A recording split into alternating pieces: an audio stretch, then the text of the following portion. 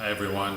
Welcome to the studio that is used for our sculpture class and for material space and meeting class, among others. So glad you're here. My name is Ken. I'm usually an instructor down here for various classes. I'm going to do a bit of an orientation today, try to keep it moving along, talk about all the things that we need to discuss about the space, using the space, and also talk about some of the equipment in the other room. So. The first thing to be aware of when you come down into the sculpture studio, which is what we just call it, CC 102, is that you want to be aware of what you're leaving behind. One of the things that I would like you to leave behind when you come into the sculpture studio is backpacks, purses, and cell phones. The first two are actually more as much for you as it is for me. If you can look behind me, you can see that the space is actually relatively dusty down here. Even though it's dusty, it's quite safe, but it is there's dust. And if you are bringing backpacks down here, they're going to get dirty. In addition to which, a few backpacks kind of scattered around in this space can really plug it up in terms of people don't want to touch your stuff, obviously, and so it can actually make the space much less usable. So we're going to leave that stuff outside. But here's the thing, you don't want to leave it in the hall that goes out to the main hallway, because periodically things get stolen from that hallway. So what I'd like you to do, please, is to leave the items. There's a set of lockers right around the corner. You can put a piece of tape on a locker, put your name on that tape. That's your locker. You don't have to like sign it out. You can just grab it, give it a little cheap little keyed lock and put it on there and you got it. But I would say put it in those lockers. That's a great place to do it. You can also keep like sculpture clothes, which is another thing we need to talk about down here. But keep clothes for the class in that sculpture space. Excuse me, in those lockers as well. Purses, likewise. So I just said don't bring purses, but I mean realistically, you don't want to necessarily the first couple weeks of class if you don't have a lock, whatever. Bring them in, maybe just stick them over in the corner, but don't let's have those around here. And obviously cell phones, that's less of a theft issue or anything like that, and it's more just like, yeah, I don't want phones in class. Nobody wants phones in class. This is not what the class space is about. So we're going to maybe keep the phones, especially in class. If you're down here on your own, obviously I don't care about that. But during the confines of class, we're going to get those things put away. Other things about the class, the space, when you're coming in, you want to be prepared for the things that we're doing down here. A lot of the classes, especially the formal class times, is conversational. We're having critiques, we're doing oral presentations, we're doing other kinds of demonstrations and whatnot. And you maybe don't need to be quite as concerned about what you are wearing. However, if you are in this next room and you are using power tools, if you are back here doing some welding, you need to be dressed for the occasion, Pretend you're on a date, you gotta be dressed for the occasion. Which would mean like closed-toed shoes, flip-flops, not great. If we're here for an oral presentation, that's fine. But if you're using any kind of power tools, anything like that, you need to get some decent shoes on. You need to have, like the shirt that I'm wearing right now, which is, it's not tucked in, that's okay, but if I had something with long tails, if I had, maybe a hoodie with the strings on it, the strings could get caught in something. We'll talk a little bit more about that when we talk about the tools, but generally you want to be a bit prepared for what you are doing when you walk in the space. So. What else do we need to talk about that? Another thing, as you're coming in for class time in particular, you'll notice that we don't really have formal chairs set up. We don't do that because we want to keep the space open and flexible so people can use it. So grab a chair, pull it out, sit down, get ready for class. After class, put the chair away, please. We've had a lot of... we don't typically have problems with that, but just to sort of note that. So you're going to come in, this is really the only access, the one that's over just to my right, your left, door that's just slightly off camera. And that has a keypad on it. Every semester that code changes. I will give you that code so that you can get into this space. You have access to this space because you paid the tuition, you're taking the class. You have access to this space from like 6 in the morning until 11 at night. If you have some project in which you need like more time or more space or maybe dark, whatever, and want to work from 12 until 6 in the morning, I can give you a late pass to do that too. But this is a space that we would like you to feel comfortable in.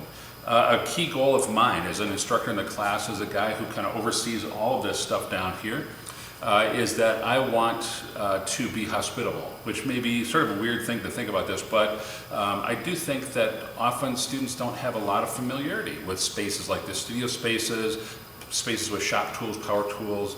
It's not unusual to have students that have never used any of these tools, and that's okay. We're really glad you're here. We want to teach you how to use some of these tools because they're super fun, first of all, and they will expand your artistic and creative capabilities too. And so we want you to feel welcome down here. That doesn't mean anything goes, but that means that, yeah, I mean, this is a space for you. We maintain this for you. You will never hear anybody yell at you down here. We don't do that kind of stuff. We want you to feel comfortable down here. So please, please have that attitude about it. It's my formal welcome. So as the instructor, as a guy who oversees the space, please, welcome to this space. Please come down and use it. We want you to feel comfortable down here. A couple other things about the space, because it is a bit of a working space, it has some considerations that are actually relatively close to like a science lab. If you've been down into a science lab, especially anything with sort of funky chemicals, they get really uptight about food and beverage. We can sort of strike a somewhat middle ground to that, because down here we actually are very, very careful. Even though there's some dust around, there's some other things, cans of stuff here and there, we are on top of this full time, making sure that this space that is sort of clean, hospitable, that there's nothing dangerous down here. And so we don't have to be quite as legalistic about those folks in the science. So if you have a beverage like this, great, as long as it's capped.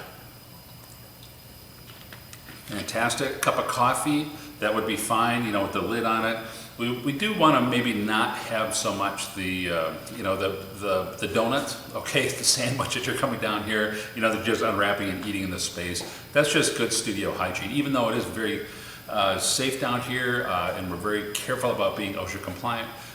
We do want to be careful to maintain with all of us good studio habits, and so let's not have food down here, but beverages are okay.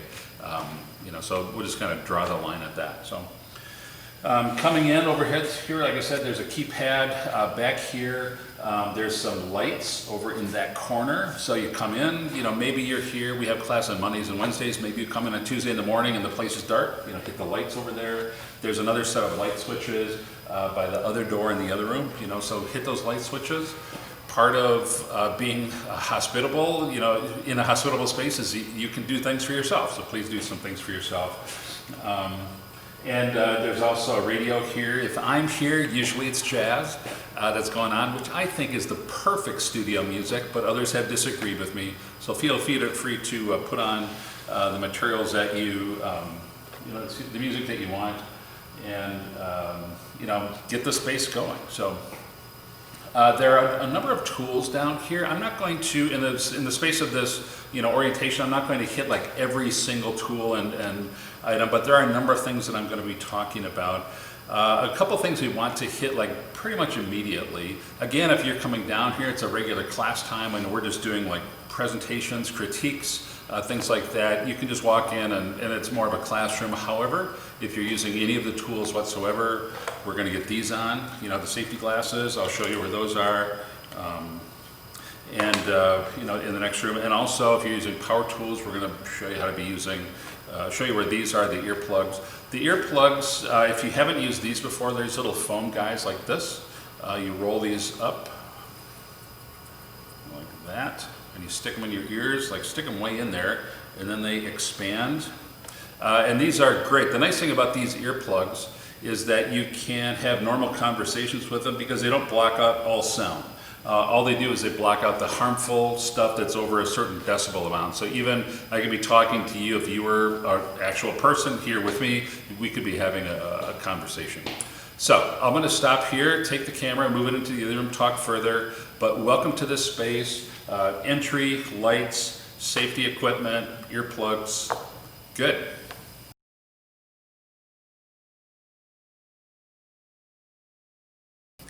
This is the other major studio door, which is in the shop, goes out into the hallway right behind me. Wanted to point this out because of a couple items. Obviously, we have the eye protection, we have the hearing protection. You can just give this a little bit of a turn, and these things fall down. You can grab those, dustpans, brooms, and also some gloves. Should you be working with some materials that maybe, like when we do bronze casting, or if you're working with plywood or something that might have splinters, some gloves like this with some nice texture, some nice heavy texture can help you from getting splinters. In addition, we also have these blue gloves like this. If you're working with plaster or something like that, that can be really nice to keep your hands from drying out or keep chemicals off of your hands. I always like to point out the fire extinguishers. There's one right here. There's one over by the other door, the exit over there. There's another by by my office door, like that exit. And so basically by the major exits of the studio, there are fire extinguishers, just for your information. We try to plan it that way so that you maybe remember a bit where those are. A couple more general things about the studio. Anytime that you might be using hazardous materials, and that would actually, the most common hazardous material is spray paint. Spray paint, it's a great product for certain situations, but it really is a product that puts a lot of chemicals in the air, and so that's really one of the more notorious ones because it's everywhere, so easy to use and so common to use. So anytime you want to be using spray paint or anything like that, you need to sort of grab Mark Johnson or the studio associate, grab myself, maybe figure that out. Outside is always generally a good place to spray paint. Put down some cardboard or something so you're not getting it on the building or the concrete out there. But get the fumes outside, or we can do it over in the area where we do the welding, where we have good ventilation over there to get the fumes right out.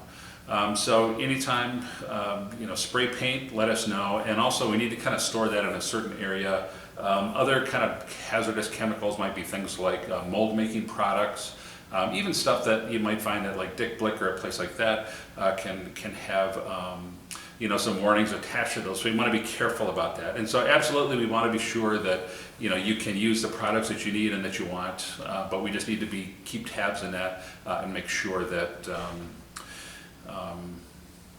thought I heard somebody. Make sure that we're doing it in a safe way.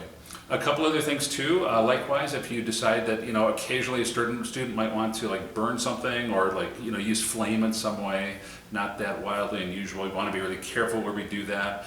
Generally we ask people to go outside, so we can also in the winter maybe do it in the welding area also, but there are pretty specific areas that we would want any sort of open torches to be used, and those are well locked down. So if you find yourself wanting to use those tools for whatever reason, come and see us and we'll get you set up and make sure that we can use that safely. Don't just drag it out into the studios. That's when you would then maybe need the fire extinguishers.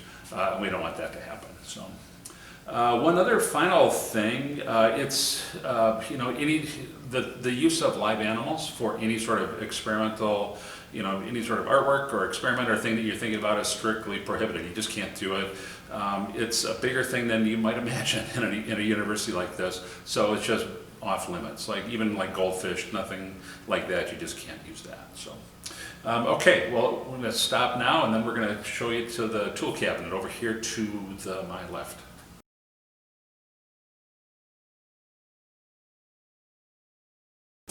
So we were just over there, walked over this way, just 15, 20 feet. We're over in front of this tool cabinet. This tool cabinet is typically locked during the summers, but more open during the school year. These are tools that we keep and maintain for sculpture students, for, basically any sort of art student that wants to come down and use these, absolutely. And so there's a slightly loose arrangement with the shop and the rest of the art department. As long as you're an art student and you're enrolled in a class and doing work on projects related to art, yeah, you can come down and use this space, that's fine. Once you're not enrolled as a student, as an art major, after you've graduated, that doesn't work as well, so you have to get special permission to come down. Or if you maybe take one studio class, and then later you want to come down and say, well, I just got a couple pieces of plywood I want to cut for another class of mine. Just come and see an instructor, and chances are we'll say yes, but we do like to keep tabs on that. It's more for liability than anything else. But there is some access that we allow, given by permission after you've graduated. But these tools also, we maintain these tools for students to use as part of the class. Please keep those down in the studios here. These are purchased by studio fees. And so we want to make sure that we have a good supply of equipment for students to use. So all of this, we have adhesive, we have sort of nails, obviously a lot of hand tools, most of the lab fees that students pay for in the art department actually go towards things like this, the power tools that we'll be working on later, and also like some of this equipment and this materials right here. So if you are down working in the shop and you maybe are looking for a little piece of plywood, I've got a painting, I have this great idea for a painting, but I need a piece of plywood. You can come over, like all of this wood that's over here, we got a whole set of racks. See this? Wow, look at this. Well, there's no name on it. Guess what? If there's no name on it, it's fair game. So if you're in a painting class, you come down and you want to grab this thing and make a painting, you can. If you're in a photo class, you want to come down and make a little box, and it's like, whatever. This is what all these materials are here for. We buy some of this stuff for students to use. Not tons and tons of it, but we do keep some boards and 2x4s and different kinds of plywoods and so on. And the rule is if it doesn't have a name on it, it's fair game. Same way with all these tools. Other things that are down here, hot glue guns, hot glue sticks. One of the things that I always like to point out, because I know that as I'm doing this orientation, that there are some students down here that have never used these tools. And actually probably a lot of students have never used these tools. And there's a certain level of anxiety about that. So I get that. Part of that is training, part of that is experience. Part of that is just healthy self-preservation. That's not a bad thing to be a little bit anxious about this, but it's good to keep that in perspective. And the thing that I like to note about safety down here in the shop is that this is actually one of the most dangerous tools. In terms of people getting injured, and I'm not just talking about, like here in our shop, I just mean like generally speaking on construction sites, as people are working, it's like the lowly utility knife actually sends, more people to the first aid kit than all these other ones. First of all, because those blades are darn sharp, but also because people get a little bit careless. It's been my experience when we talk about these other tools and use these other tools that it's quite safe because people are cautious and they want to be sure that they're doing it right. And so that we have a very low incidence, an extremely low incidence of sort of injuries over here. So, clamps. This is the video here that we're doing is really much more about hitting some of the high points and talking about safety relative to these tools. But all these things like, wow, I really like these clamps. I have some bigger things that I want to, sort of clamp up for myself and glue. How do I use these clamps? Really, the studio associate and myself love to show you how to do that. So next we're going to go over here and start getting into the power tools. This is a compound miter saw. It's a great saw for cutting longer material, sort of making straight cuts or making angled cuts. If you are a painter, for example, and you are making a stretcher, cutting the frames for the stretcher, sometimes you cut those at a 45. This is the tool that you want to do for that. Even cutting flat material, cutting things like sort of 2x4s like this, cutting these, for whatever you want to be making. This is a great tool for that. You're going to see a compound miter saw like this on virtually every construction site in America. They're super handy tools. This is best for perhaps longer materials, but it also can be fairly wide. I'll show you a little bit later. You can actually cut material that's this wide, up to about 12, 13 inches or so. Just by putting it in here works great for that. But most of the time what people are cutting are smaller things, shorter stock, thinner stock, longer stock, and sort of cutting the ends and getting those ends cut the way that they need to do. A couple of the big safety rules about the compound miter saw.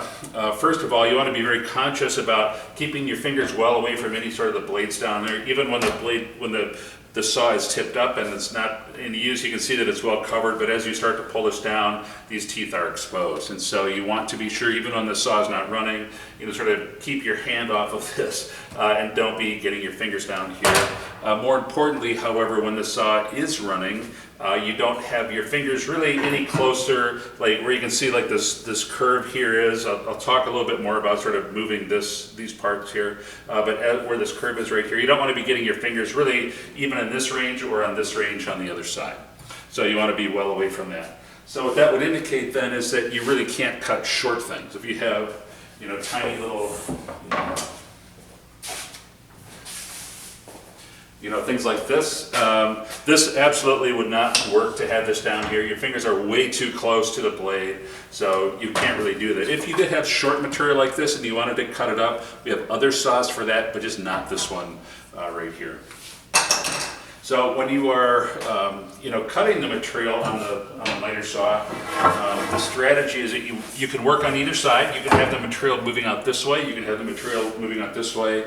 Most people that are right-handed tend to do it this way, so they can hold the material and then use your right hand on the saw. But conversely, if you're left-handed or if you just prefer it, you can have it, over on the other side. Really doesn't matter. Mark your wood where you want to cut it.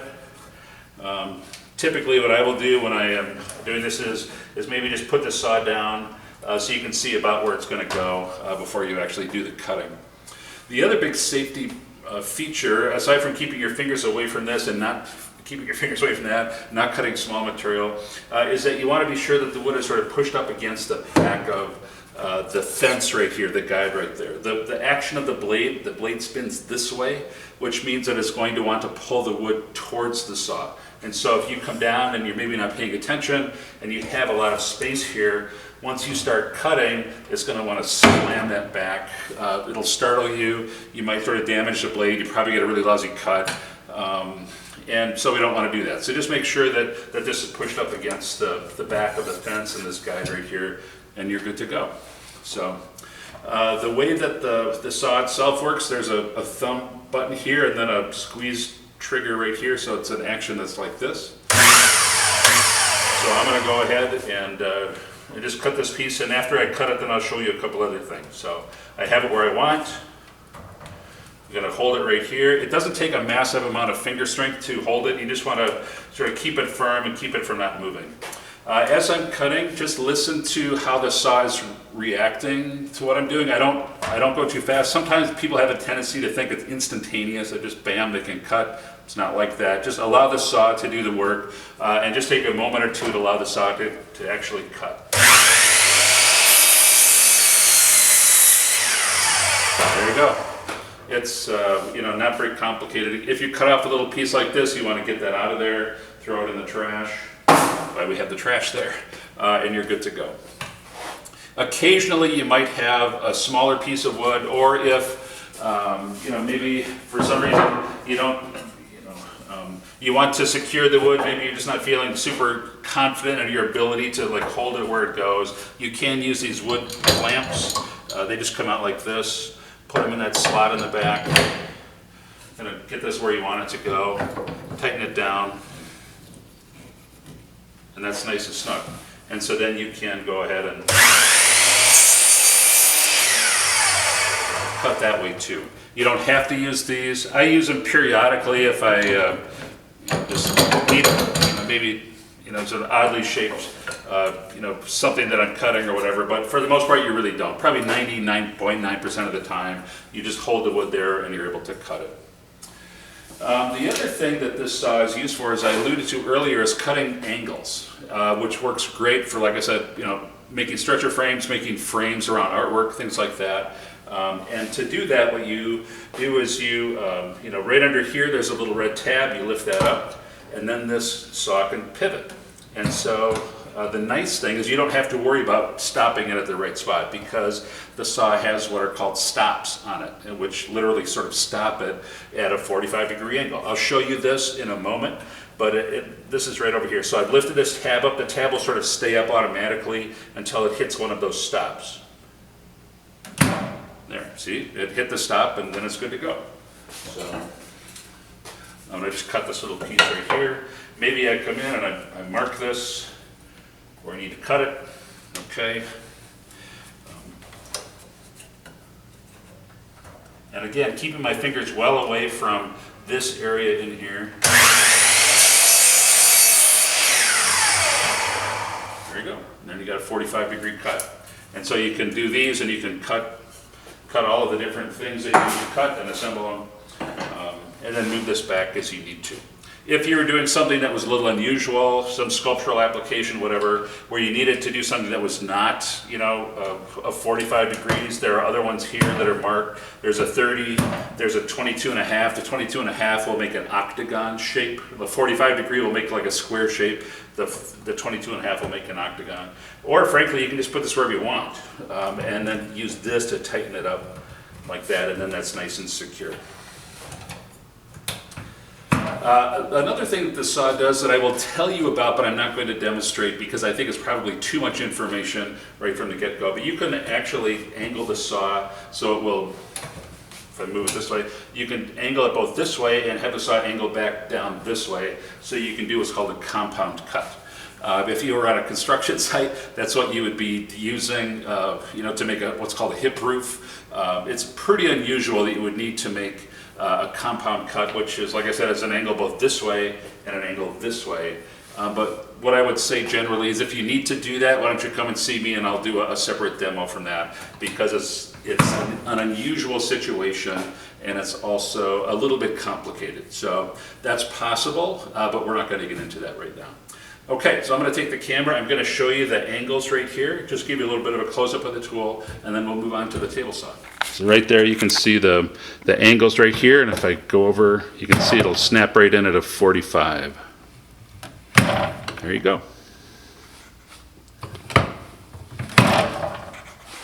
So the compound miter saw.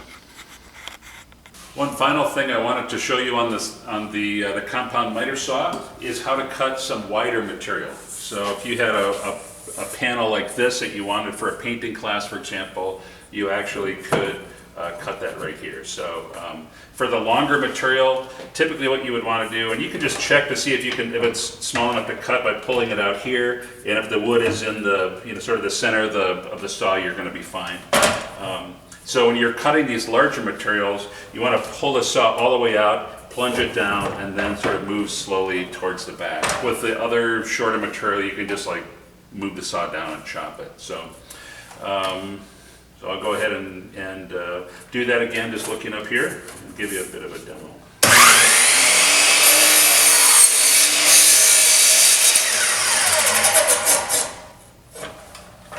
So there you go, a nice straight cut. So, and this would be a great tool to cut like smaller printmaking, blocks, or painting a panel. It would be really great for things like that. So.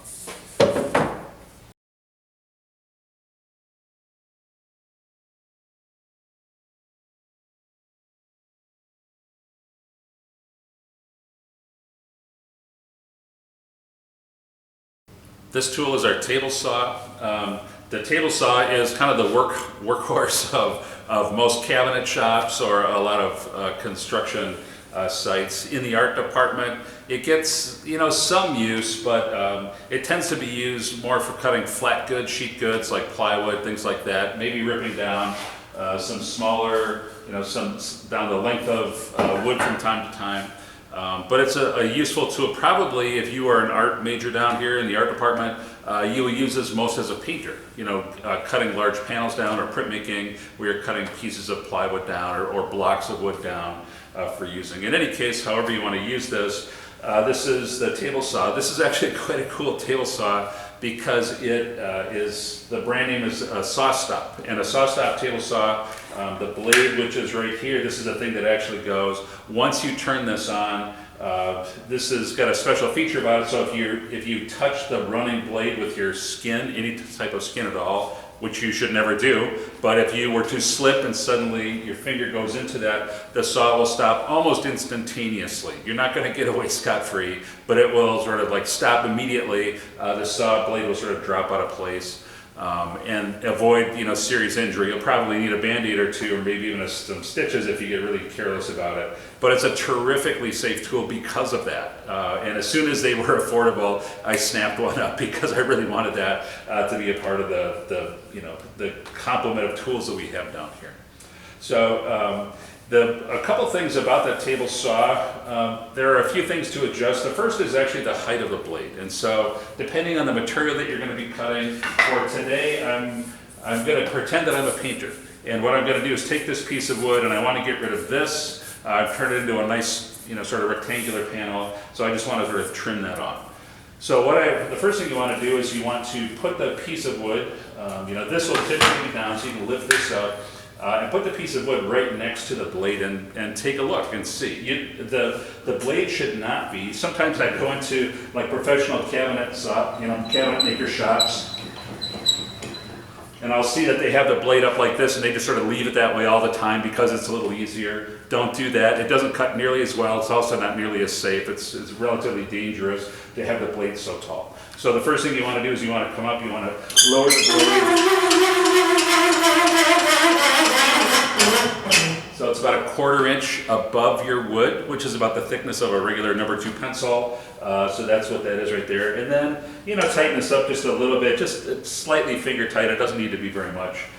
And then you're good to go. You've adjusted the blade and you can go ahead and put this down. So that's the first thing that you want to adjust when you are using the table saw. The second thing that you want to adjust is going to be like the rip fence. You always have to use a guide when you're using a table saw. You either have to use this right here, which is called a rip fence, or you have to be using this, which is called a cross-cut guide. I'll show you that in a couple of minutes.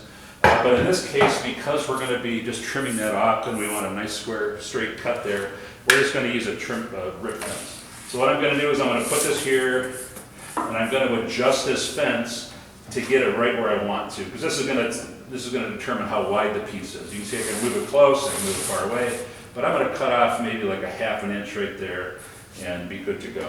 So you can go ahead and push that down. That's one way to do this, is just by eyeballing the material. The other way to do it is there's a set of numbers over here that will tell you, so if you wanted to cut like a 10 by 12 inch panel for yourself, you can just come over here and set the guide, which is the one that you want, that's right over here. Set that on, 10 inches, 12 inches, whatever you want, and just use that as a guide. It's pretty accurate, so you could rely on that for most, if you're cutting panels, for example, probably be accurate enough for that. If you're making cabinets, maybe you want to be marking it on the wood and adjusting it as a result of the marks on the wood. So. This blade, we talk about the direction that the blades go. This blade actually spins like this, which means that it's going to tend to kick material towards you a little bit, which is always the problem historically with table saws. They can put a lot of dust in your face. So we have a guard that goes over here. There's also a vacuum that I'm going to turn on. I haven't actually talked much about the vacuum generally, but when you're using the shop tools down here, it's a better strategy to have that vacuum on pretty much any time you turn a tool on. I can't really talk when I'm doing the demo, so that's why I have been leaving it off. But when I do this one, I think this one in particular is great to have that vacuum on so that it gets all the dust out of the way. So I'm going to turn the vacuum on. I'm going to turn the saw on. To turn the saw on, there's 2 paddles down here. There's a paddle and a switch down here. And underneath the switch, there's a light. All you really want to worry about is this red switch right here. You turn that. There you go. Nice, smooth action saw. If you accidentally hit this one, this is like the switch that actually turns on the computer that stops this off. It hits skin. So if you accidentally turn this off and you don't see any lights, just turn it back on. You have to wait like a minute or so for it to go through a cycling rotation, and then you're good to go. You can go ahead and work that up. The good news is there's really no way you can screw that up. As long as you turn this on, wait a few minutes, turn that on, and it'll come on. Once it goes on, it's going to be safe, it's going to be fine. There's really nothing that a student can do with these 2 that could be problematic. So I'm going to turn on the vacuum, and then I'm going to make this cut right here.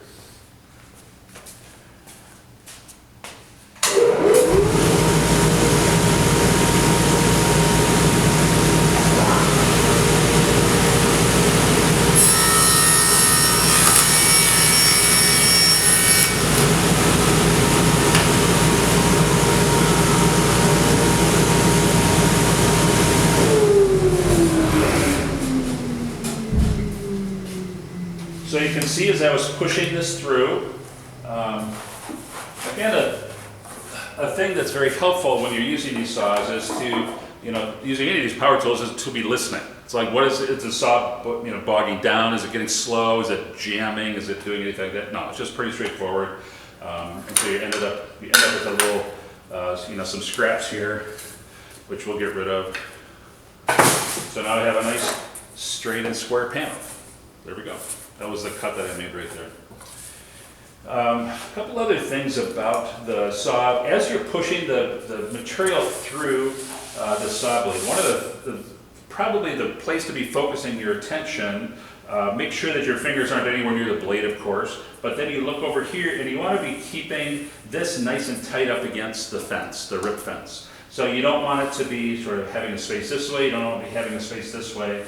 You want to just keep it right here. And so the action that you're pushing is not only this way, but it's also a little bit this way to make sure that it's nice and snug up against there. You can just push that through, nice smooth motion all the way through. The tool won't really let you sort of back through, so you just have to keep going all the way through. If you ever get into any problems with the saw, the reason that they designed this paddle like this is so you can just sort of bump it with your knee if you need to shut it off while you're cutting something. So if you were cutting, the tool is rolling, suddenly it's stuck, there's something happening that I don't like, I don't want to take my hands off, you just hit it with your knee and you're good to go. Takes a minute to shut off. Another way that you can use this saw is to, it's using a crosscut guide. A crosscut guide slides in these tracks right here. Pretty much all of the tools, like that bandsaw, the big bandsaw, the sanders over here, which we'll be talking about for a few minutes, they all have these crosscut guides, and they're quite universal, designed for a reason. So you can have one guide you can just kind of move over, and so you'll see several of these guides around on various tools, and they will kind of work back and forth.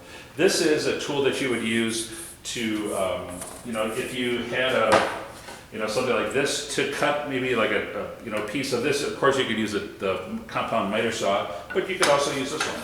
So come over here. Again, I would want to adjust the blade up. There we go. And then I can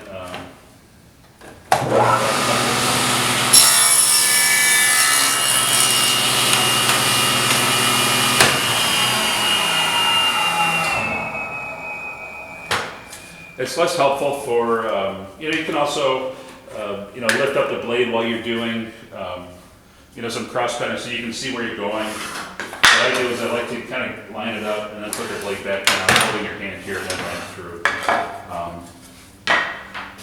It also works for larger materials, so if you were painting, again, sort of a painter, I want to paint on this panel, and I want to maybe cut this a little bit shorter, you can also, do it this way.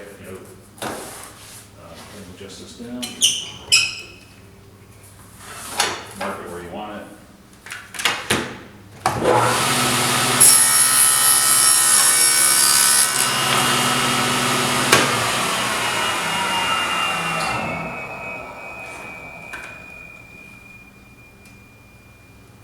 So you can see this little bit that I cut off to the end here.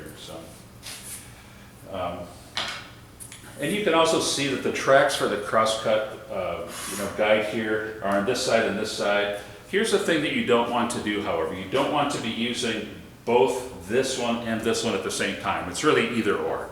And so I didn't move it, but you notice I wasn't using it. So even if I was over here on this side, so you wouldn't want to be doing this right here where you have this crosscut guide and this rip guide, so we would get this one out of the way and then just use the one. The physics is such that if you have both of them going simultaneously, it has a greater tendency to jam, it has a greater tendency to sort of get caught, and that's not great. And so we don't want to do that. You just want to either be using this one or this one right here. Another quality about this saw, which can be quite nice, is that you can cut angles on this. And again, using the example as a painter, I'm going to grab a piece of wood over here.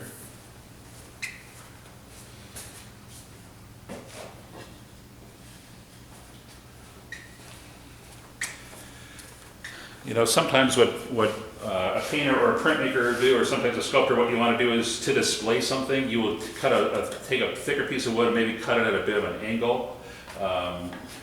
Or if you wanted to make cabinets with a 45-degree angle, you can do that also. So this is the part over here that actually allows you to change the angle on the saw. So you can see that I loosened this up.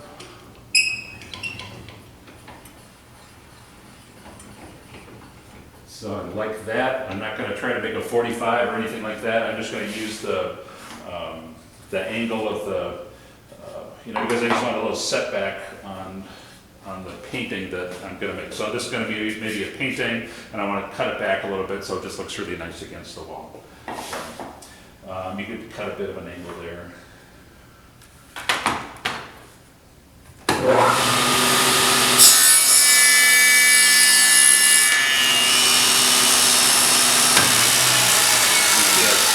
Able to cut right here,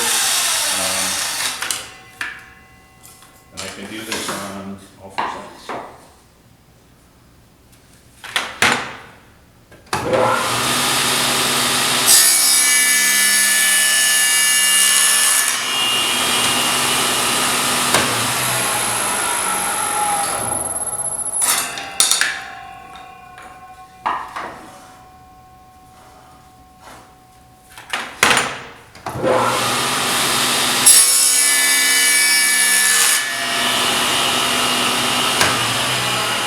So I'm not going to do the four sides, but you kind of get the picture, and then when this is up against the wall, you get that little bevel that's on there is quite nice. So one other thing that we need to look at with this, with the table saw, I'm going to put this back at a 90-degree cut.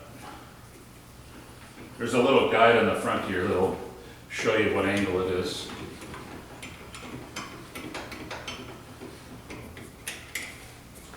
So the guide, there's a little angle guide right down here, so you just move that until the needle gets at the 0, and then you're back square again. But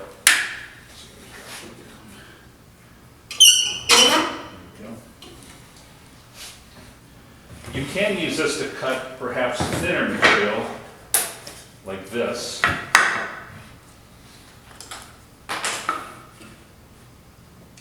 I don't actually recommend, anything, like this narrow. I don't think it's, we have another saw over here that works way better for this that I'll show you in a couple seconds. But occasionally you might need to, to do it if you have some really long material or something that's, sometimes you just need this saw. So again, we don't want to be getting our fingers down close to the blade, even with the saw stop feature. So we have these push sticks right here that work. They just have a little notch on the bottom. As you push that in there, you can use that to push all the way through. So I've got this. There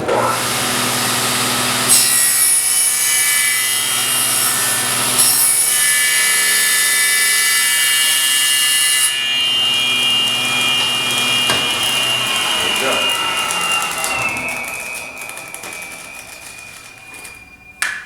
And I just shaved a tiny little bit off of that thing. You can see it right here. And I got a nice square cut on that.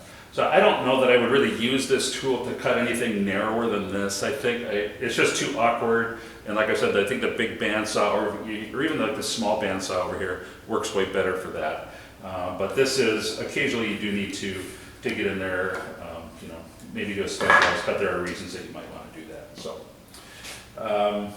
So again, to review the safety items on this one, make sure that this is always covered. Make sure that the blade the height is a 1/4 inch over the wood that you are using. Make sure that you're not ever getting your fingers down within, maybe that red area right there, keeping your fingers well away from what you are doing. And as you are pushing things through, make sure that you just keep pushing in a nice steady motion, keeping it straight up against this rip fence all the way through. And then the final safety item for this tool is to not use the rip fence and the crosscut guide at the same time. You just use one or the other. Okay, we're off to the next tool.